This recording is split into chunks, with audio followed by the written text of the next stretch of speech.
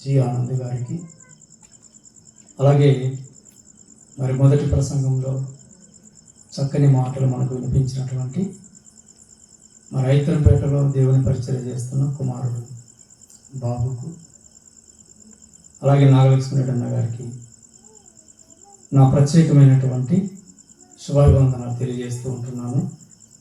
ప్రభునందు ప్రేమైన దేవుని వాళ్ళారా, ఈరోజు రేపు అలాగే ఎల్లుండి ఈ 3 దినాలు దేవుని వాక్యంలో నుండి ఒక చక్కటి అంశాన్ని మనం ఆలోచించబోతున్నాం.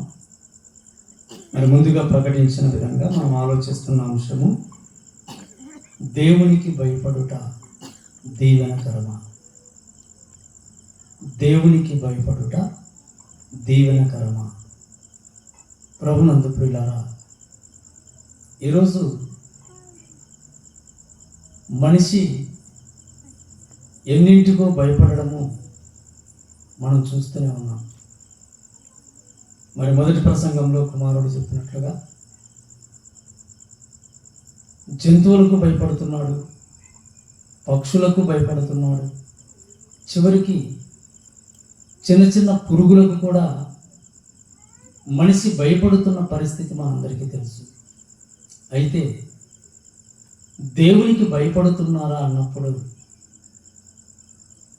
దేవునికి భయపడటం లేదు అనే ఈ సమాజాన్ని చూస్తున్నప్పుడు, సమాజంలో జరుగుతున్నటువంటి కార్యాలను బట్టి మనం చెప్పవచ్చు ప్రియులారా. కానీ దేవునికి భయపడటం వలన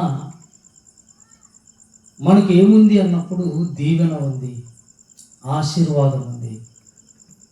ఇది మనుషులు గుర్తించలేకపోతున్నారు.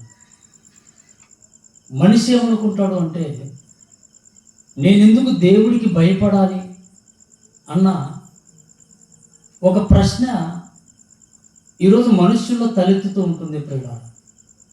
నేనెందుకు భయపడాలి అని ఒకవేళ మనం అనుకుంటే, ఏమంటే భూమి మీద మనను కన్న తల్లిదండ్రులకు మనం భయపడుతున్నాం ప్రియులారా. కన్న తల్లిదండ్రులకు మనుష్యులు అన్నవారు భయపడుతున్నారు, వారిని గౌరవిస్తున్నారు అన్నది మనకు తెలిసిన విషయమే.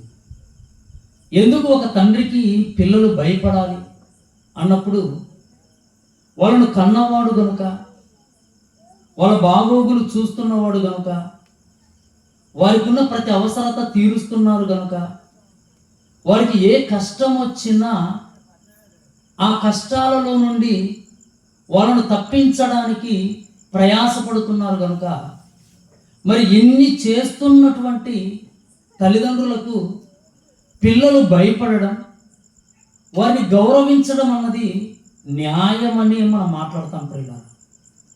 పిల్లలైన వారు తల్లిదండ్రులను గౌరవించాలి, పిల్లలైన వారు తల్లిదండ్రులకు భయపడాలి, లోబడాలి అన్నది న్యాయమని మనం మాట్లాడుతున్నప్పుడు, ఈ ప్రపంచంలోనికి వచ్చినటువంటి మానవ జాతి దేవునికి భయపడడం కూడా న్యాయమే. ప్రేమణ దేవుని పిల్లల, ఆయనను గౌరవించటం, ఆయనకు లోబడి బ్రతకటం, ఆయనకు భయపడడం కూడా న్యాయమే.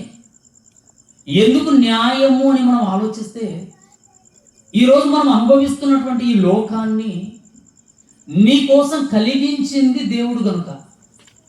ఏడు మనం చేసుకున్నది కాదు కదా ఈ లోకం. ఈ లోకంలో ఉన్న ఎన్నో వస్తువులు మనం అనుభవిస్తున్నామే తప్ప అందులో ఉన్న దేన్ని మనం చేసుకోగలిగాం చెప్పండి. ఒకవేళ మనం చేసుకోగలమా అని ప్రశ్నించుకున్నా మన వలన కాదు ప్రేమ దేవుని పిల్లల. ఒక సూర్యుడిని చేసుకోగలమా? ఒక చంద్రుడిని చేసుకోగలమా? ఒక చెట్టును చేసుకోగలమా? ఒక మొక్కను చేసుకోగలమా? ఒక పక్షిని చేసుకోగలమా? ఏడు దేన్ని చేసుకోగలం చెప్పండి. ప్రకృతిలో ఉన్న దేనిని కూడా మనిషి తన జ్ఞానము చేత, తన సొంత శక్తి చేత చేసుకోవడం అన్నది అసాధ్యం. మరి ఎవరు చేశారు వీటన్నిటినీ? వీటన్నిటిని నీ కోసం చేసింది ఎవరు? వీటన్నిటిని నీ పాదాల క్రింద పెట్టింది ఎవరు అన్నప్పుడు సాక్షాత్తు దేవుడు. దేవుడే నీ కోసం ఈ ప్రకృతిని కలిగించాడు. దేవుడే నీ కోసం ఈ ప్రకృతిలో ఉన్న సమస్తాన్ని చేసి నీ పాదాల క్రింద పెట్టినప్పుడు ఆ దేవుణ్ణి ప్రేమించడం, ఆ దేవునికి లోబడడం, ఆ దేవుణ్ణి గౌరవించడం అన్నది న్యాయం కాక ఏమవుతుంది చెప్పండి? నీకు అవసరమైనవన్నీ ఆయన చేసి పెట్టాడు. ఇక రెండవది ఆలోచిస్తే, నేను కన్నవాడు కూడా దేవుడే. ఈ భూమి మీదకి మనం రాగలిగాము అంటే అది దేవుని కృప, దేవుని సంకల్పం. ఆయన కనగా వచ్చిన వారం మనమంతా, ఆయన వలన పుట్టిన వారం. అంటే నీకు జన్మనిచ్చింది కూడా ఎవరు అన్నప్పుడు సాక్షాత్తు దేవుడే. ప్రేమ దేవుని పిల్లల, లోకాలను చేసిన వాడిగా ఆయనను దేవుడు అని ఒకవేళ మనం అనగలిగితే, నీకు జన్మనిచ్చిన వాడిగా ఆయన మనకేమవుతాడో తెలుసా? మనకు తండ్రి అవుతాడు. ఆయన మనకు తండ్రి అవుతాడు. తండ్రి గనుకనే నీ ప్రతి అవసరము తీర్చడానికి దేవుడు కష్టపడ్డాడు. ప్రేమ దేవుని పిల్లల, ప్రస్తుతం నిన్ను బ్రతికిస్తున్నది ఆయనే. ఈరోజు మనం బ్రతికి ఉన్నాము అంటే, ఈరోజు మనం చెల్లిస్తున్నాము అంటే, మనకంటూ ఒక ఉనికి ఉందంటే దాని వెనుకాల ఎవరి కష్టం ఉందో తెలుసా? ఎవరి దయ, ఎవరి కరుణ ఉందన్నప్పుడు సాక్షాత్తు దేవుడి దయ, దేవుడి కరుణ, ఆయన కృప. అది లేకపోతే ఈ భూమి మీద మనం బ్రతకడం కూడా అసాధ్యం అవుతుంది. ప్రేమ దేవుని పిల్లల, మరి ఇన్ని చేసిన ఆ దేవుడికి మనిషి భయపడకపోతే ఎలా? మనిషి భయపడాలి. ఒక దేవుడిగా ఆయనకు నువ్వు భయపడాలి. నీకు జన్మనిచ్చిన తండ్రిగా నువ్వు ఆయనకు భయపడాలి. నీ ప్రతి అవసరము తీరుస్తూ నిన్ను భూమి మీద బ్రతికిస్తున్నందుకైనా మనిషి దేవునికి భయపడాలి. అయితే భయపడితే ఏమండి, దేవుడు మరణానికి ఏమి ఇవ్వాలనుకుంటున్నాడో తెలుసా? భయపడే ప్రతి మనిషిని ఆయన దీవించాలనుకుంటున్నాడు. ప్రియుల, ఆయన ఆశీర్వదించాలనుకుంటున్నాడు. అందుకే భక్తుడు రాసిన ఒక మాట చూడండి. ఏడు భక్తుడు ఏం రాస్తున్నాడు? కీర్తన 22వ కీర్తన 22వ కీర్తన 23వ వచనం. ప్రేమ దేవుని పిల్లల, 22వ కీర్తన 23వ వచనాన్ని దయతో చదువుకుందాం. యెహోవా యందు భయభక్తులు గలవారులారా ఆయనను స్తుతించుడి. యాకోబు వంశస్థులారా మీరందరూ ఆయనను ఘనపరచుడి. ఇశ్రాయేలు వంశస్థులారా మీరందరూ ఆయనకు భయపడుడి అంటున్నాడు. చూడండి భక్తుడు. భక్తుడు చెబుతున్న మాట ఏంటో తెలుసా? మీరు దేవుణ్ణి స్తుతించాలి అని చెబుతున్నాడు. మీరు దేవుణ్ణి ఘనపరచాలి అని చెబుతున్నాడు. మూడవది, మీరు దేవునికి భయపడాలి అని చెబుతున్నాడు. ప్రియులారా, మనము దేవునికి భయపడాలి అని చెబుతున్నాడు. చూడండి, నువ్వు దేవుణ్ణి స్తుతించవలసిన వాడవై ఉన్నావు. నువ్వు దేవుణ్ణి ఘనపరచవలసిన వాడవై ఉన్నావు. మూడవది, నువ్వు దేవునికి భయపడవలసిన వాడవై ఉన్నావు. మనం భయపడాలి అంటున్నాడు. భయపడటం వలన అందులో మేలు దాగి ఉంది. ఇది మనం గుర్తించాలి. ప్రేమ దేవుని పిల్లల, దేవునికి భయపడటం వలన ఎంత మేలుందో అన్నది ఈ 3 రోజులు మనం ఆలోచించబోతున్నాం. పేతురు గారు రాసిన మొదటి పత్రిక నూతన నిబంధనలో కూడా చూద్దాం. ఇప్పుడు పాత నిబంధన గ్రంథంలో అక్కడ ఉన్నటువంటి జనాంగానికి చెప్పబడిన మాట. ఇప్పుడు నూతన నిబంధనలో మనం చూడగలిగితే పేతురు గారు రాసిన మొదటి పత్రిక 2వ అధ్యాయము 17వ వచనం. ప్రేమ దేవుని పిల్లల, 17వ వచనంలో చూడండి. అందరిని సన్మానించుడి, సహోదరులను ప్రేమించుడి, దేవునికి భయపడుడి అంటున్నాడు. చూడండి, పేతురు గారు కూడా దేవునికి భయపడండి, దేవునికి భయపడండి. ఎవరికి చెబుతున్నాడు అన్నప్పుడు క్రీస్తును విశ్వసించినటువంటి క్రైస్తవ్యానికి చెబుతున్నాడు, మిగిలిన ప్రపంచానికి చెబుతున్నాడు.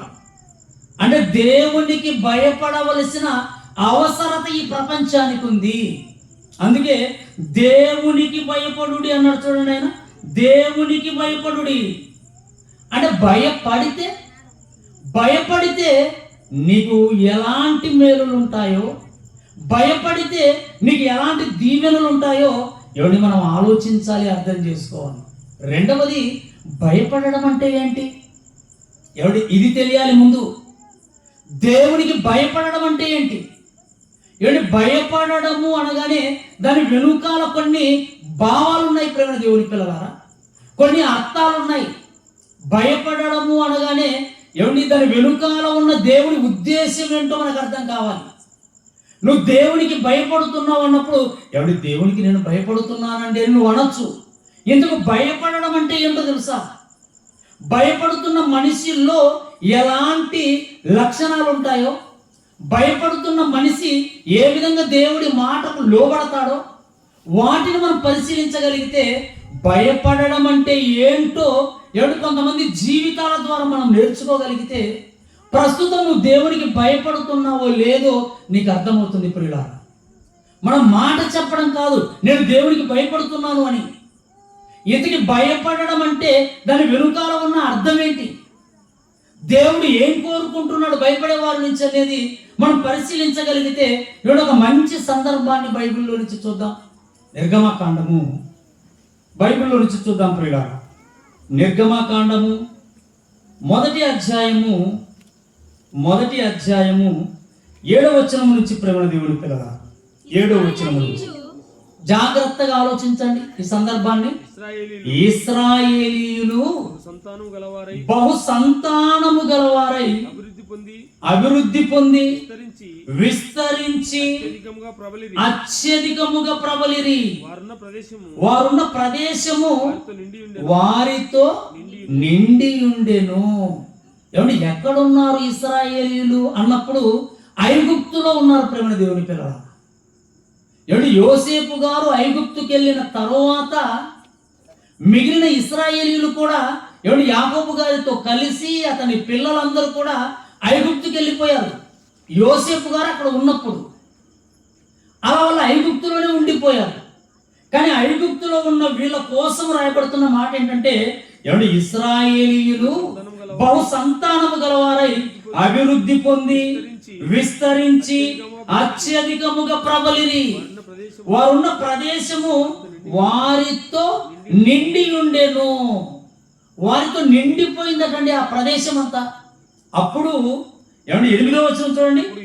అప్పుడు యోసేపును ఎరుగని క్రొత్త రాజు ఐగుప్తును ఏల ప్రారంభించెను. ఈ మాటను మనం ఆలోచిస్తే మనకు కాస్త విచిత్రంగా అనిపించవచ్చు. ఆ యోసేపును ఎరుగని ఐగుప్తు రాజా, యోసేపును ఎరుగని ఒక క్రొత్త రాజు ఐగుప్తులోనికి వచ్చాడా? యోసేపుని ఎరగకపోవడం ఏంటి విచిత్రంగా? యోసేపు ఐగుప్తులో చేసినటువంటి గొప్ప కార్యాల గురించి ఎలా మర్చిపోయారు? అసలు యోసేపును ఫరో ఏ స్థానంలో కూర్చోబెట్టాడో ఎలా మర్చిపోయారు? దేశం అంతటి మీద రాజు తరువాత స్థానం ఎవరిదో తెలుసా? యోసేపు గారికి ఇచ్చాడండి ఫరో. నేను పేరుకు మాత్రమే రాజును అన్నాడండి ఆయన. నేను పేరుకు మాత్రమే రాజును, ఈ రాజ్యం అంతా కూడా నువ్వు నిలబడమంటే నిలబడాలి, నువ్వు కూర్చోమంటే కూర్చోవాలి, నీకు అంత అధికారం ఇస్తున్నాను అన్నాడండి. ఇంత అధికారం పొందిన యోసేపును ఎరుగని రాజు వచ్చాడా ఆ రాజ్యంలోనికి? వచ్చాడని బైబిల్ చెప్తుంది. వచ్చాడని దేవుడు రాయిస్తున్నాడు. యోసేపును మర్చిపోయారా ఐగుప్తీయులు? ఐగుప్తీయులు కాదు, ఫరో వంశస్థులే మర్చిపోయారు. ఫరో వంశస్థులే యోసేపును మర్చిపోయారు. యోసేపు చేసిన అద్భుతమైనటువంటి కార్యాన్ని మర్చిపోయారు. రాబోతున్న కరువు కోసము ఆయన ఇచ్చిన సలహా ఎంత గొప్పది ప్రియులారా. రాబోతున్నటువంటి కరువు కోసం యోసేపు గారు ఇచ్చిన సలహా ఐగుప్తును ఒక్కదాన్నే కాదండి కాపాడింది, మిగిలిన చుట్టూ ఉన్న రాజ్యాలన్నిటికీ కూడా ఆహారాన్ని సమకూర్చి అందించిన వాడిగా యోసేపు గారు కనబడుతున్నారు.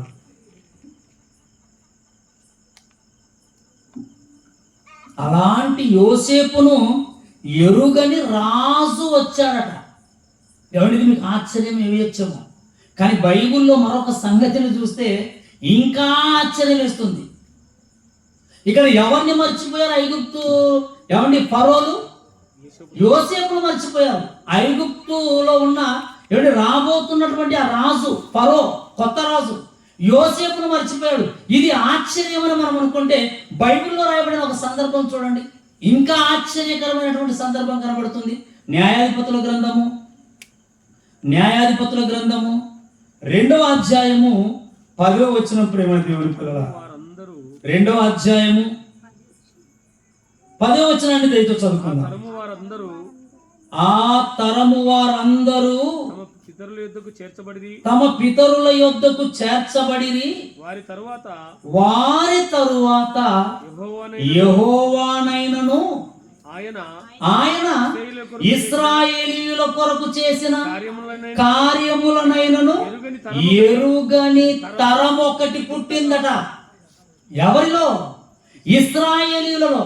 ఇదెంత విచిత్రం చూడండి, ఇదెంత ఆశ్చర్యం చూడండి. ఎవడు ఎన్ని చేశాడండి ఇశ్రాయేలు కొరకు దేవుడు, ఎన్ని అద్భుతాలు చేశాడు, ఎన్ని సూచక్రియలు చేశాడు, ఎంత గొప్పగా వాళ్ళను ఎవడి అరణ్య మార్గాన్ని కాపాడుకుంటూ పాలు తేనెలు ప్రవహించే దేశానికి తీసుకొని వస్తే ఏమండి ఆ ఇశ్రాయేలీయుల కడుపులో నుంచి ఎలాంటి వారు పుట్టారని రాయబడింది ఇక్కడ. యెహోవానైనను ఆయన చేసిన కార్యములనైనను ఎరుగని తరం పుట్టిందా? ఇశ్రాయేలీయులలోనే యెహోవాను ఎరుగని వాళ్ళు పుట్టారట. ఆయన చేసిన కార్యాలు మాకు తెలియవు అనే వాళ్ళు పుట్టారట. ఇదెంత విచిత్రం చూడండి, ఇదంత విచిత్రం. ఏమంటే దేవుణ్ణే మర్చిపోయినప్పుడు, దేవుడు చేసిన మహాకార్యాలనే మర్చిపోయిన తరం పుట్టగా లేనిది యోసేపును మర్చిపోవడంలో అంత గొప్ప ఏమంటే ఆశ్చర్యం ఏముంది చెప్పండి? యోసేపు చేసినటువంటి ఆ ఒక్క కార్యాన్ని మర్చిపోవడంలో ఆశ్చర్యం ఏముంది? దేవుణ్ణే మర్చిపోయారు, దేవుడు చేసిన అద్భుతాలనే మర్చిపోయారు, దేవుడు చేసిన మేలుల్నే మర్చిపోయారు. యోసేపును మర్చిపోవడం పెద్ద ఆశ్చర్యం కాదు ప్రియులారా. కనుక ఏమండి ఐగుప్తులో ఎలాంటి రాజు వచ్చాడట పరిపాలించడానికి? యోసేపును ఎరుగని కొత్త రాజు వచ్చాడు. ఈ కొత్త రాజు ఏమండి ఇశ్రాయేలీయుల మీద కుట్ర పండుతున్నాడు. ప్రేమ దేవుని పిల్లల, ఈ కొత్త రాజు ఇశ్రాయేలీయుల మీద కుట్ర పండుతున్నాడు. ఏం చేస్తున్నాడో ఏమండి ఒక్కసారి 9వ వచనం చూడండి. అతడు తన జనులతో ఇట్లా నేను ఇదిగో ఇశ్రాయేలు సంతతి అయిన ఈ జనము మనకంటే విస్తారముగాను బలిష్టముగాను ఉన్నది. ఇశ్రాయేలీలు ఎంత విస్తారమైపోయారు చూడండి. ఐగుప్తీయుల కంటే విస్తార జనంగా ఎవరు మారిపోయారు? ఇశ్రాయేలీయులు మారిపోయారు. రెండోది వారి కంటే బలిష్ఠులుగా ఉన్నారు. రాజు దీన్ని గమనించాడు. గమనించి ఏమంటున్నాడు 10వ వచనంలో? వారు విస్తరింపకుండునట్లు మనము వారి ఎడల యుక్తిగా జరిగించుదము రండి. వాళ్ళు విస్తరింపకూడదు, ఇక వాళ్ళు విస్తరింపకూడదు. వాళ్ళు విస్తరిస్తే మనకు కీడు సంభవించవచ్చు, వారి వలన మనకు అన్యాయం జరగవచ్చు. కాబట్టి వాళ్ళు విస్తరింపకూడదు అని ఏం ఆలోచిస్తున్నారు?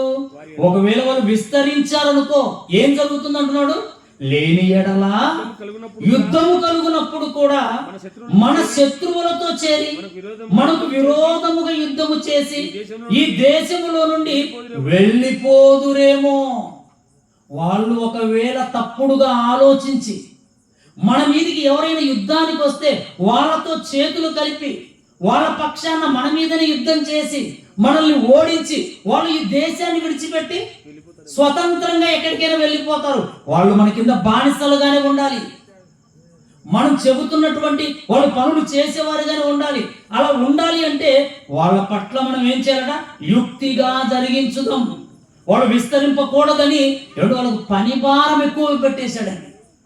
పనిభారం పెంచేశాడు. కానీ విచిత్రం ఏంటంటే 12వ వచనం చూడండి. ఏమండి పని భారం పెంచాడు, బాగా శ్రమ పెట్టడం ప్రారంభించాడు. కానీ ఏం జరుగుతుంది?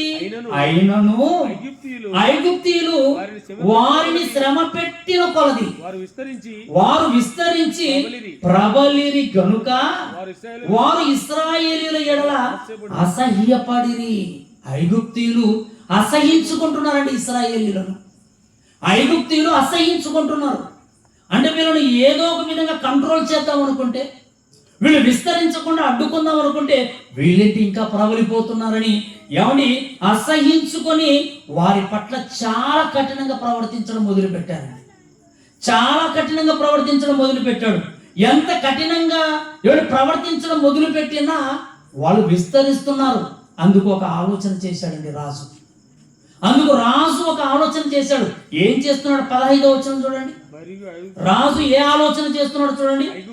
ఐగుప్తు రాజు షిప్రా పూయా అను హెబ్రీయుల మంత్రసానులతో మాట్లాడుతున్నాడట. ఏమండి, ఒక కొత్త ప్లాన్ వేశాడు, ఒక ప్రణాళిక సిద్ధం చేశాడు. వీళ్ళు విస్తరించకూడదు, వీళ్ళ సంఖ్య అభివృద్ధి చెందకూడదు అని అనుకుని వెంటనే ఎవరిని పిలిపించాడు? మంత్రసానులను పిలిపించాడు. షిప్రా పూయ వీళ్ళిద్దరు మంత్రసానులు. వీళ్ళిద్దరిని పిలిపించి వాళ్ళతో మాట్లాడి ఏం చెబుతున్నాడు చూడండి. ఏం చెబుతున్నాడు? మీరు హెబ్రీ స్త్రీలకు మంత్రసాని పని చేయుచు వారిని కాన్పు పీటల మీద చూచినప్పుడు మగవాడైన ఎడల వాణ్ణి చంపండి, ఆడుదైన ఎడల దాన్ని బ్రతకనీయుడని వారితో చెప్పాను. ఎవడు ఎంత కుట్రపడుతున్నాడు ప్రేమ దేవుని పిల్లల. అంటే మగ పిల్లలు పుడితే ఏం చేయాలట? అంటే గర్భంలో నుంచి బయటికి రాగానే ఇప్పుడు మంత్రసాన్ని చంపేయాలి. మగపిల్లోడైతే, మగబిడ్డ అయితే చంపేయండి, ఆడబిడ్డ అయితే బ్రతకనివ్వండి. మగబిడ్డ అయితే వాడు బ్రతకకూడదు, వాడిని చంపేయాలి మీరని ఏడు మంత్రసానులతో చెప్పేశాడు. మంత్రసానులతోనే మాట్లాడి వాళ్ళకి ఆ బాధ్యత అప్పగించాడు. కానీ ఏం జరిగింది అనేది మనం ఆలోచిస్తే 17వ వచనం చూడండి. అయితే ఆ మంత్రసానులు దేవునికి భయపడి అన్న పదం ఉంది చూడండి. దేవునికి భయపడ్డారు, దేవునికి భయపడ్డారు. ఏమండి, రాజుకు కదా భయపడాలి, ఏమిటి రాజుకు కదా భయపడాలి. కళ్ళ ముందు రాజు ఉన్నాడు, కనిపించకుండా దేవుడు ఉన్నాడు. ఏమిటి, దేవుడు మనిషికి కనిపించడు, కానీ కళ్ళ ముందు ఉన్నది ఎవరు? రాజు. ఇప్పుడు మనిషి ఎవరికి భయపడాలి? కళ్ళ ముందున్న రాజుకు భయపడాలా, కనిపించని దేవుడికి భయపడాలా? మనం ఏమనుకుంటామో తెలుసా? ఏమండి, కళ్ళ ముందున్న వారికి భయపడాలనుకుంటాం, అధికారులకు భయపడాలి, రాజులకు భయపడాలి. ఇదే కదా మనం ఆలోచించేది. కానీ ఏమండి, ఈ పూయ షిప్రా అనే వాళ్ళిద్దరు కూడా ఏమండి ఎంత జాగ్రత్తగా ఆలోచిస్తున్నారో తెలుసా?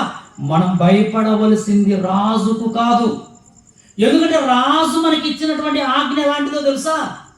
దేవుడు బహుమానములుగా ఇస్తున్న గర్భఫలాలను మనం చంపేమన్నాడు, మనం చంపాలని చెప్పాడు. అసలు గర్భఫలం అన్నది దేవుడిచ్చు బహుమానం. అది గర్భఫలం దేవుడిచ్చు బహుమానం. అంటే దేవుడు బహుమానంగా ఇస్తున్న ఆ పిల్లల్ని మనం చంపామనుకో, ఇప్పుడు దేవునికి విరోధంగా మనము పాపం చేసిన వాళ్ళం అవుతాం. ఆ పిల్లల్ని చంపితే దేవునికి విరోధంగా పాపం చేసిన వాళ్ళం అవుతాం. అంటే ఇప్పుడు మనం ఎవరికి శత్రువులం అవుతాం? దేవునికి శత్రువులం అవుతాం, దేవునికి శత్రువులం అవుతాం. ఎదుగో రాజుకు శత్రువులమైనా పర్వాలేదు. ఏమంటే వాళ్ళ ఆలోచన చెబుతున్నాను. మనం రాజుకు శత్రువులమైనా పర్వాలేదు, రాజు మనల్ని మన మీద కోపగించుకున్నా పర్వాలేదు, దేవుడికి మాత్రం మనం శత్రువులం కాకూడదు, దేవుడికి విరోధంగా మనం పాపం చేయకూడదు అని ఒక గట్టి ఆలోచన చేశారండి వాళ్ళు. వాళ్ళు ఆలోచన చేసి ఏం చేస్తున్నారు చూడండి. అయితే ఆ మంత్రసానులు దేవునికి భయపడి ఐగుప్తు రాజు తమకు ఆజ్ఞాపించినట్లు చెయ్యక మగ పిల్లలను బ్రతకనీయగా వీళ్ళు ఏం చేస్తున్నారు? మగ పిల్లలను బ్రతకనిస్తున్నారు. రాజేం అప్పగించాడు వీళ్ళకు బాధ్యత? మగ పిల్లల్ని చంపేయాలి మీరు. మగబిడ్డన్న వాడు ఇశ్రాయేలు జనాంగంలో పుట్టకూడదు, పుట్టిన వాడు వెంటనే వాడు చావాలి, మీరు చంపాలని చెబితే ఏమండి వీళ్ళు రాజుకు భయపడకుండా రాజు ఇచ్చిన ఆజ్ఞను ధిక్కరించి ఏమండి ఎవరికి భయపడ్డారంటే దేవుడికి భయపడ్డారు. ప్రేమ దేవుని పిల్లలారా, అంటే మంత్రసానులు మనకు ఏం నేర్పుతున్నారో తెలుసా? నువ్వు భయపడవలసింది దేవుడికి, నువ్వు భయపడవలసింది దేవుడికి, మనుష్యులకు కాదు, అధికారులకు కాదు, రాజులకు కాదు. మనం భయపడవలసింది దేవుడికి. నిజంగా మంత్రసానులు ఎంత చక్కటి పాఠాన్ని నేర్పుతున్నారు. వాళ్ళు దేవుడికే భయపడ్డారు. దేవుడికి భయపడి ఎవడి రాజు మాట వినక వాళ్ళు ఏం చేశారట? రాజు తమకు ఆజ్ఞాపించినట్లు చెయ్యక మగపిల్లలను బ్రతకనీయగా. ఎవడికి వాళ్ళు మగపిల్లలను బ్రతకనిస్తే ఈ సంగతి రాజుకు తెలియదా? రాజు దగ్గరికి ఈ సమాచారం వెళ్ళిపోదా చెప్పండి? ఎందుకంటే గూఢాచారులు ఉంటారు. రాజు గూఢాచారులను పెట్టింటాడు వేగుల వారిని. వాళ్ళు ఏం చేస్తున్నారో మీరు గమనించండి అన్నప్పుడు వాళ్ళు ఖచ్చితంగా గమనించుంటారు. ఆ గమనించిన విషయంలో ఎవరి వీళ్ళు మగ పిల్లలను బ్రతకనిస్తున్నారన్న సంగతి రాజు దగ్గరికి వెళ్ళిపోయింది. ఎవరి రాజు దగ్గరికి వెళ్ళిపోతే రాజు తన మాట విననందుకు ఏం చేస్తాడు చెప్పండి? ఎవరు అనుకుంటే వాళ్ళ 2 తలలను తాటికాయల్లో ఎగరగొట్టేయగలడు. ప్రియులారా, రాజు అనుకుంటే ఎవరి అడ్డం ఎవరు చెప్తారు చెప్పండి? రాజు అనుకుంటే ఎవరి పదవి ఏముంది చెప్పండి? నా మాటే మీరు ధిక్కరిస్తారా? నేను చెప్పిందే మీరు వినకుండా నా మాటను మీరు ధిక్కరించారు కనుక వీళ్ళిద్దరి తలను తీసేయండి అంటే ఆ క్షణములోనే ఎవడి రాజు వాళ్ళ తలను తీసేయగలడు, ఆ క్షణంలోనే వాళ్ళని చంపేయగలడు. అంటే ఇది వీళ్ళకి తెలియదా చెప్పండి? ఎవడు వాళ్ళకి తెలియదు, అది వాళ్ళకు తెలుసు. ప్రేమ దేవుని పిల్లలారా, మనం రాజాజ్ఞను పాటించకపోతే ఏదో ఒక రోజు రాజుకి సంగతి తెలుస్తుంది. తెలిసినప్పుడు మనల్ని పిలిపిస్తాడు. పిలిపించినప్పుడు మన తప్పును మనం ఏం చేస్తామంటే మన తప్పు జరిగినట్టుగానే మనం ఒప్పుకోవాలి. అప్పుడు ఏం చేస్తాడో తెలుసా? మన ఇద్దరి ప్రాణాలను ఆయన తీసేస్తాడు అని వాళ్ళకు తెలిసినా ఎవడి ఎందుకు రాజాజ్ఞను వాళ్ళు ధిక్కరించారో తెలుసా? వాళ్ళకు రాజు ఏం చేస్తాడో తెలుసు, దేవుడు ఏం చేస్తాడో కూడా తెలుసు. మనకు రాజు ఏం చేస్తాడో తెలుసు, దేవుడు ఏం చేస్తాడో తెలియదు. అది తేడా. వారికి రాజు ఏం చేస్తాడో తెలుసు, తల తీసేస్తాడని తెలుసు. దేవుడు ఏం చేస్తాడో అని కూడా తెలుసు. ప్రేమ దేవుడి పిల్లల, ఆయన ఏం చేస్తాడు, దేవుడు ఏం చేస్తాడు, దేవుడు ఏం చేస్తాడో తెలుసా? ఎవడి మత్తయి గారు రాసిన సువార్త మొదటి ప్రసంగంలో విన్న మాటే 10వ అధ్యాయము 28వ వచనం. ప్రేమ దేవుని పిల్లల, మత్తయి గారు రాసిన సువార్త 10వ అధ్యాయం 28వ వచనం చూడండి. ఏమండి, యేసుక్రీస్తు వారు చెబుతున్నారు దేవుడి కోసం. యేసుక్రీస్తు వారు మానవ ప్రపంచానికి చెబుతున్న దేవుని గూర్చిన ఒక భయంకరమైనటువంటి సత్యం. ఏం చెబుతున్నాడు? ఆత్మను చంపనేరక దేహమునే చంపు వారికి భయపడవద్దు అంటున్నాడు యేసుక్రీస్తు వారు. ఆత్మను చంపనేరక, ఆత్మను చంపనేరక, ఆత్మకు ఏ కీడు చేయలేని వారికి. కేవలం దేహానికే కీడు చేయగలరు వాళ్ళు, కేవలం దేహాన్ని మాత్రమే చంపగలరు, కానీ లోన ఉన్న ఆత్మకు ఏ కీడు తలపెట్టలేరు. అలాంటి వారికి మీరు భయపడవద్దు అన్నాడు. చూడండి, ఆత్మను చంపనేరక దేహమునే చంపు వారికి మీరు భయపడవద్దు. ఎందుకంటే మనిషి అనగానే పైకి కనబడుతున్న దేహం మాత్రమే కాదు, ఈ దేహాన్ని జీవింపజేస్తున్న ఒక మహాశక్తి ఆత్మగా నువ్వున్నావు లోపల. నా శరీరములో నేనున్నాను, మీ శరీరాలలో మీరున్నారు. ఒకరోజు చావు అన్న పేరుతో ఎవరి దేహాన్ని విడిచిపెట్టి ఆత్మగా బయటకు వస్తాం. మనము ఆత్మగా బయటకు వస్తాం. ఎవరి ఆత్మగా బయటికి వస్తే ఈ ఆత్మను శిక్షించడానికి శక్తి కలిగిన వాడు ఎవడో తెలుసా? దేవుడు మాత్రమే. ఆత్మను శిక్షించడానికి శక్తి కలిగిన ఒకే ఒక్కడు దేవుడే. ప్రేమ దేవుని పిల్లల, మరి దేహాని కోసం అయితే దేహానికి నష్టాన్ని ఎవరైనా తెచ్చిపెట్టగలరు, దేహానికి కీడు ఎవరైనా చేయగలరు, దేహాన్ని ఎవరైనా చంపగలరు, కానీ ఆత్మను చంపగలిగినటువంటి శక్తి దేవుడికి మాత్రమే ఉంది. ఎవరు రాజు ముందు నిలబడ్డారనుకోండి, రాజు కోపగించుకుంటే వాళ్ళ దేహాన్ని చంపగలడు, ఆత్మనేం చేయగలడు? ఆత్మను ఏమి చేయలేడు. అంటే వాళ్ళకి ఎంత సత్యం అర్థమైందండి, ఎంత సత్యం అర్థమైంది. మనం దేవుడికి విరోధంగా పాపం చేశామో, మనం దేవుడికి విరోధంగా ఆయన ఇచ్చిన గర్భఫలాలను చంపామో ఆ దేవుడి చేతిలో పడతాం. దేవుడి చేతిలో పడుట బహు భయంకరం. కనుక ఇదిగో రాజు మనల్ని చంపినా పర్వాలేదు, దేవుడి దృష్టిలో మనము తప్పు చేయకూడదు, దేవుడికి మనము శత్రువులుగా మారిపోకూడదు అనుకున్నారు. ఎందుకంటే దేవుడికి ఉన్న పవర్ వాళ్ళకి అర్థమైంది. అదే యేసుక్రీస్తు వారు చెప్తున్నారు, ఆత్మను చంపనేరక దేహమునే చంపు వారికి భయపడుకుడి. కానీ మనం ఎవరికి భయపడాలో చెబుతున్నాడు. ఆత్మను దేహమును కూడా నరకములో నశింపజేయగలవానికి మిక్కిలి భయపడండి. మిక్కిలి భయపడండి. మీరు ఎవరికి భయపడాలో తెలుసా? దేవుడికి భయపడాలి. ఎందుకు దేవుడికి భయపడాలి? ఆయన నీ దేహాన్ని మాత్రమే కాదు, నీ శరీరాన్ని మంటికి మార్చేవాడు కాదు. ఆయన నా ఆత్మవైన నిన్ను కూడా పట్టుకెళ్ళి పాతాళంలో త్రోసేయగలిగిన వాడు, ఆత్మవైన నిన్ను నిత్యాగ్నిలో మండించగలిగిన వాడు. అందుకే నువ్వు భయపడవలసింది దేవుడికి అంటున్నాడు యేసుక్రీస్తు వారు. దేవునికి మిక్కిలి భయపడండి. నిజంగా మీరు దేవునికి భయపడ్డారు ప్రేమ దేవుని పిల్లలారా, దేవునికే భయపడ్డారు. దేవునికి భయపడి మగపిల్లలను చంపకుండా వాళ్ళు ఆగిపోయారు. ఏమంటే ఈ వార్త రాజుకు తెలిసింది. ఈ వార్త రాజు దగ్గరికి వెళ్ళిపోయింది. వెంటనే రాజు గారు కబురు పెట్టారు. చూడండి కింది వచనంలో 18వ వచనం చూడండి. 18వ వచనం, ఐగుప్తు రాజు ఆ మంత్రసానులను పిలిపించి అడుగుతున్నాడు, మీరెందుకు మగపిల్లలను బ్రతకనిచ్చితిరి? ఏమంటున్నాడు? ఎందుకమ్మా మీరు మగపిల్లలను బ్రతకనిచ్చారు?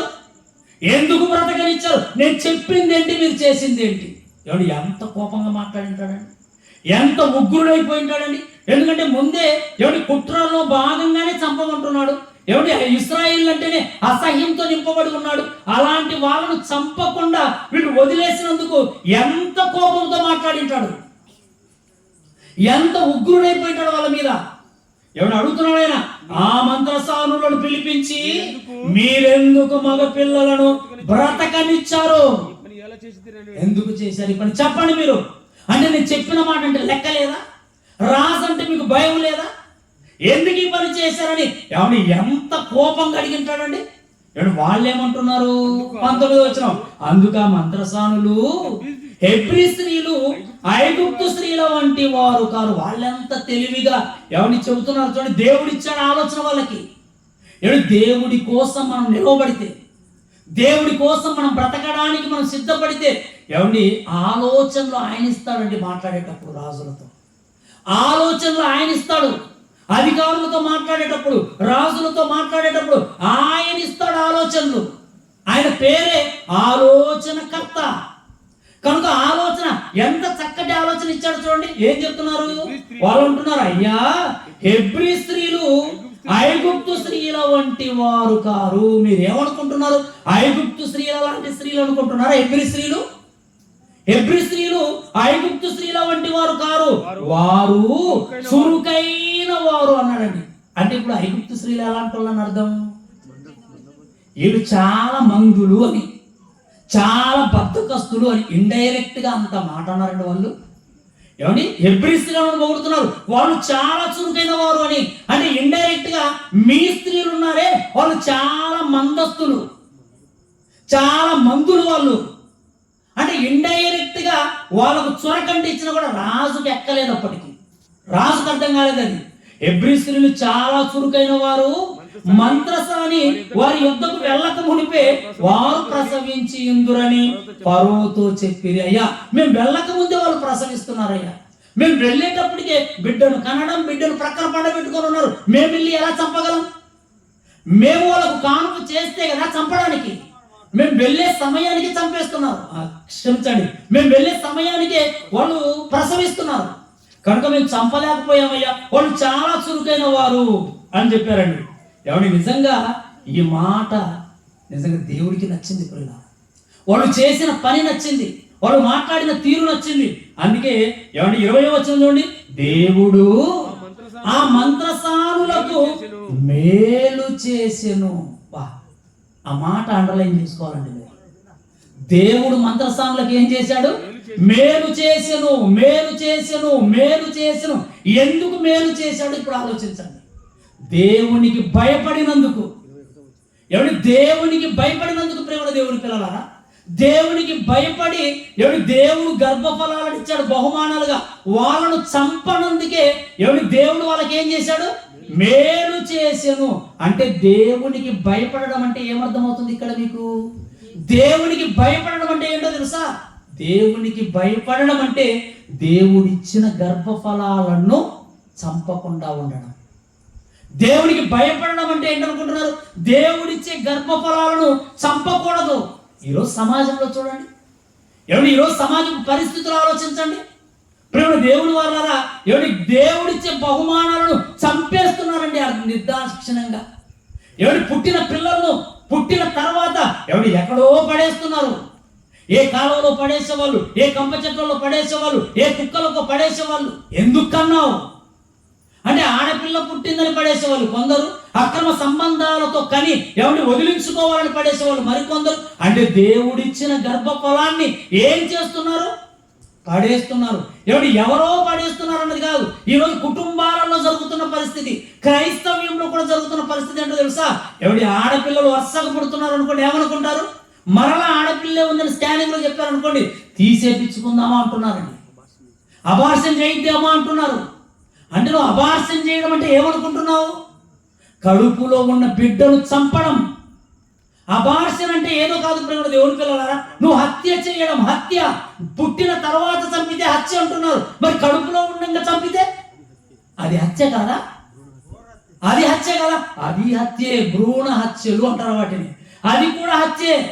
అంటే కడుపులో ఉండగా చంపితే ఏం కాదనుకుంటున్నావేమో. ఈ సమాజం పట్టించుకోదేమో, ఈ చట్టాలు ఒకవేళ పట్టించుకోవేమో, కానీ గర్భఫలంగా ఇచ్చిన దేవుడు చూస్తున్నాడు. ఎవరు అబార్షన్ చేయించుకున్నా, ఎవరు వాళ్ళకి సపోర్ట్ పలికినా దేవుడు వాళ్ళను చూస్తున్నాడు. బ్రతికిచ్చినందుకు మంత్రసానులకు మేలు చేశాడు, చంపే వాళ్ళకు మాత్రం దేవుడు కీడు తలపెడతాడు. ప్రేమ దేవుని పిల్లలు, ఎందుకంటే ఆయన కదా ప్రేమించి ఇస్తున్నాడు గర్భఫలాలను. చంపడానికి నీకెవరిచ్చారు అధికారం? చంపడానికి ఎవ్వరికి అధికారం లేదు. కనుక దేవుడిస్తున్నది, అది ఆడపిల్లైనా అది మగబిడ్డైనా ఎవరైనా దేవుడిచ్చే బహుమానాలవి. ఆడపిల్ల కనుక తక్కువ అనుకోకండి, మగ పిల్లోడు కనుక వాడిని ఎక్కువ అనుకోకండి. దేవుడి దృష్టిలో ఇద్దరు సమానమే. ఆయనకు ఇద్దరు కావాలి. ఆయనకు కావాలనే నీ గర్భాన్ని పండించి నీకిస్తే నువ్వేం చేస్తున్నావు? ఆడపిల్లని తీసేస్తావా? తీసేస్తే దేవుడు నిన్ను ఉంచుతాడా లక్షణంగా భూమి మీద? నువ్వు నీ కుటుంబం ఆనందంగా ఉండగలరనుకుంటున్నారా? ఆ శాపం తగలకపోదు ప్రేమ దేవుని పిల్ల. దేవుని ఉగ్రత అలాంటి వారి మీదకి రాకుండా మానదు. కనుక ఇక్కడ వీళ్ళు చేసిన ఈ గొప్ప కార్యం, పిల్లలను చంపకుండా బ్రతకనిచ్చినందుకు దేవుడు ఆ మంత్రసానులకు మేలు చేసెను. దేవునికి భయపడి వాళ్ళు చేసిన గొప్ప కార్యానికి దేవుడు మేలు చేస్తున్నాడు. ఆ జనము విస్తరించి మిక్కిలి ప్రబలెను. ఆ మంత్రసానులు దేవునికి భయపడినందున దేవుడు ఇస్తున్న ఆశీర్వాదం చూడండి. ఇప్పుడు దేవుడు చేస్తున్న మేలు చూడండి, దేవుడి దీవెన చూడండి. ఆ మంత్రసానులకు ఎలాంటి దీవెన ఇస్తున్నాడు చూడండి ప్రేమ దేవుడి పిల్లలారా. ఆ మంత్రసానులు దేవునికి భయపడినందున ఆయన వారికి వంశాభివృద్ధి కలుగజేసిన. ఎంత గొప్ప ఆశీర్వాదం అండి, ఎంత గొప్ప దీవెన ప్రేమ దేవుడి పిల్లలారా, ఎంత గొప్ప దీవెన. వంశాభివృద్ధి కలుగజేశాడు. వంశాభివృద్ధి అమ్మా, మీ వంశం తరతరాలు ఉంటుందమ్మా. మీ గర్భాల గుండా వచ్చిన వాళ్ళు తరతరాలు ఉంటారు. నేను వాళ్ళను ఇదిగో ఆశీర్వదిస్తున్నానని వంశాభివృద్ధి చేశాడట. ఎందుకు చేశాడు చెప్పండి? ఎందుకు ఇచ్చాడు ఈ ఆశీర్వాదం? ఎందుకు వచ్చింది ఈ దీవెన? దేవునికి భయపడటం వలన. దేవునికి భయపడడమే కారణం. కేవలం దేవునికి భయపడ్డారు. దేవునికి భయపడి తప్పు చేయలేదు, పిల్లల్ని చంపలేదు. అంటే దేవునికి భయపడడం అంటే ఏంటో తెలుసా? నోటితో పాటలు పాడడం కాదు. దేవునికి భయపడడం అంటే 10 రూపాయలు కానుకేయడం కాదు. దేవునికి భయపడడం అంటే మనం నేర్చుకుంటున్నటువంటి అర్థం ఏంటో తెలుసా? దేవునికి భయపడి దేవుడిచ్చే గర్భఫలాలను చంపకూడదు. ఇది దేవుడికి భయపడ్డం అంటే. దేవుడికి భయపడేవారు ఆయన ఇచ్చిన గర్భఫలాలను కడుపులోనే చంపరు, పుట్టిన తర్వాత కూడా చంపరు. అది దేవుడిచ్చాడని ఎవడి కూతురునిచ్చిన కొడుకునిచ్చిన వాళ్ళను లక్షణంగా ఎవడి సాకాలి, పెంచాలి, పెద్ద చేయాలి. ఎందుకంటే వాళ్ళ మీద దేవుడికి ఒక సంకల్పం ఉంది. ఆ సంకల్పాన్ని బట్టే ఆయన భూమి మీదకి పంపించాడు. వారి వలన దేవుడు ఏ కార్యాలు చేయించుకోవాలనుకుంటున్నాడు, వారి ద్వారా దేవుడు ఏ విధంగా మహిమపడాలనుకుంటున్నాడో అది అర్థం కాక ఆడపిల్ల పుట్టిందని ఎంతమంది అండి ఈరోజు చంపుతున్న వాళ్ళు. ఎంతమంది అండి ఈరోజు ఎవరి ఆడపిల్ల పుట్టిందని ఎవరి ఎక్కడో పడేసేవాళ్ళు. కనుక ప్రియులారా, దేవునికి భయపడడం అంటే ఏంటో తెలుసా? దేవుడిచ్చిన గర్భఫలాలను ఎవరిని భద్రంగా చూసుకోవడమే, వాటిని చంపడం కాదు. ఎందుకంటే రాజు చంపమన్నాడు, వాళ్ళు రాజుకు భయపడలేదు, దేవునికి భయపడ్డారు. దేవుడికి భయపడినందుకే దేవుడు వాళ్ళకి ఇచ్చిన ఆశీర్వాదం ఎంత గొప్పది ప్రేమ దేవుడి పిల్లలు, ఎంత గొప్పది అన్నప్పుడు ఎవడు వాళ్ళ వంశాన్ని అభివృద్ధి చేశాడు. అంటే ఆయనకు భయపడితే దేవుడు ఏమిస్తాడు? ఆశీర్వాదాలు. భయపడే వారికి ఆశీర్వాదం ఉంటుంది, భయపడే వారికి ఫలం ఇస్తాడు దేవుడు. ప్రకటన గ్రంథం ముగించేసుకుందాం. ప్రకటన గ్రంథం 11వ అధ్యాయము 18వ వచనం చూడండి ప్రేమ దేవుడి పిల్లల. ప్రకటన గ్రంథం 11వ అధ్యాయం 18వ వచనం చూడండి. జనములు కోపగించినందున నీకు కోపము వచ్చెను, మృతులు తీర్పు పొందుటకును నీ దాసులకు ప్రవక్తలకును పరిశుద్ధులకును నీ నామమునకు భయపడు వారికి తగిన ఫలమిచ్చుటకు అన్నాడు. చూడండి, తగిన ఫలమిచ్చుటకు. ఎవరికి ఇస్తాడు ఫలం? ఆయన నీ నామమునకు భయపడు వారికి తగిన ఫలం. మేలులున్నాయి, దీవెనలున్నాయి, ఆశీర్వాదాలు ఉన్నాయి. నువ్వు దేవునికి భయపడితే నిన్ను దీవిస్తాడు దేవుడు, నిన్ను ఆశీర్వదిస్తాడు, నీకు నీ కుటుంబానికి మేలులు చేస్తాడు, తగిన ఫలాలు ఇస్తాడు. ప్రేమ దేవుని పిల్లలు, తగిన ఫలాలు ఇస్తాడు. లూకా గారు రాసిన సువార్త 1వ అధ్యాయము 50వ వచనం చూడండి ప్రియులారా. లూకా గారు రాసిన సువార్త 1వ అధ్యాయము 50వ వచనం. ఆయనకు భయపడి వారి ఏమండి, ఇక్కడ కూడా భక్తుడు ఏమంటున్నాడు చూడండి. ఆయనకు భయపడు వారి మీద ఆయన కనికరము తరతరములుండును అన్నాడు. చూడండి, ఆయనకు భయపడు వారి మీద, ఆయనకు భయపడు వారి మీద ఆయన కనికరము తరతరాలు ఉంటుంది. ఆయన కనికరం నీ మీద, నీ కుటుంబం మీద ఉంటుంది. ఆయనకు భయపడితే, ఆయనకు భయపడితే ఆయన కనికరము తరతరములు ఉంటుంది. ఆయనకు భయపడితే ఆయన ఫలాలు సిద్ధపరిచి ఉన్నాడు. భయపడు వారిని దేవుడు దీవించడానికి సిద్ధంగా ఉన్నాడు. కనుక ప్రియులారా, ఆయన దీవిస్తాడంటే దీవిస్తాడు అనడానికి ఏమండి షిఫ్రా పూయే సాక్షులు వాళ్ళిద్దరూ ఈరోజు మీ ముందున్నటువంటి సాక్షులు వాళ్ళే. మేము భయపడ్డాం, భయపడినందుకు దేవుడు మాకు మేలు చేశాడు. ఎలాంటి మేలో తెలుసా? మా వంశాన్ని అభివృద్ధి పరిచాడు అంటున్నారండి వాళ్ళు. దేవుడు అభివృద్ధి పరిచాడు. ఎవడు భయపడినందుకు వంశాన్ని అభివృద్ధి పరిచాడు. భయపడక తప్పు చేస్తే వంశము లేకుండా నాశనం చేస్తాడు ప్రేమ దేవుని పిల్లల. కనుక ఆయనకు భయపడితే మనకేముంది? దీవెన. ఆయనకు భయపడితే దీవెన. భయపడడం అంటే ఏంటి? ఈరోజు మనం నేర్చుకున్న విలువైనటువంటి సంగతి ఏంటో తెలుసా? భయపడడం అంటే దేవుడిచ్చే గర్భఫలాలను చంపకుండా వాటిని పెంచి పెద్ద చేసి దేవుడికి అప్పగించడమే భయపడడం. కనుక ప్రియులారా, మనం దేవునికి భయపడుతున్నామో లేదో మనల్ని మనం పరిశీలించుకుందాం. నువ్వు భయపడుతుంటే నువ్వు దేవుని దీవెనకు పాత్రుడు.